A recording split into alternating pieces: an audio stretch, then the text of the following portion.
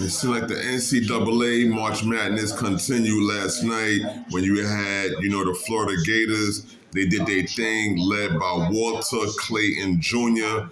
and Darren Walker. After, this whole series started, it looked like Florida was going to be able to, have competition with Texas Tech. But, Florida Gators, they lifted past the Texas Tech team 84-79. And then we had next Alabama and Duke.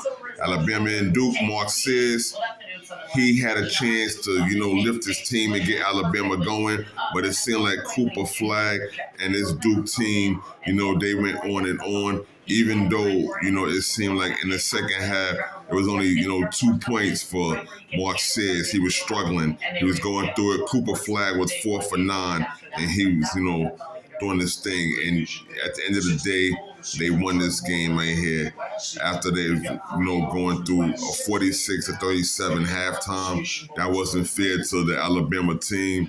And, that second half, let alone to mention, it was over from there.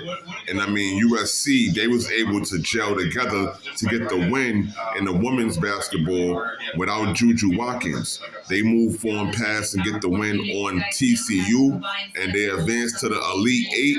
And without Juju Watkins, they managed to make this happen, and they will play UConn. And this is going to be a mean game because Paige Buckers is coming off a 40-point game and doing what she does. Because Paige Buckers, she's one of them elite girls that's going to go out there and she's going to break records. If you thought last year was something with Caitlin Clark, just watch this year with what Paige Buckers does. And then when Juju Watkins comes back from injury, I hope she heals well and she's going to be right and be with her. You know what I'm saying? That's what it do. Hoping they reach the Final Four. Auburn, they did their thing today. Auburn, they was able to, take a win and go into the Final Four. Janai Broome, he handled his business, as he should. And this team, they, operated under good coaching and good management and good players. They must have had good chemistry right there, and they did what they did, and they won this. And so also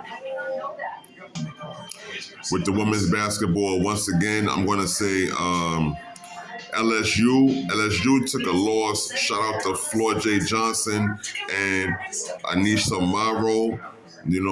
Sorry to see that y'all took this loss. But, Paige Buckers, this is a tough game out there. It's not easy. And shout out to all of them that's out there playing and been balling. Bless up.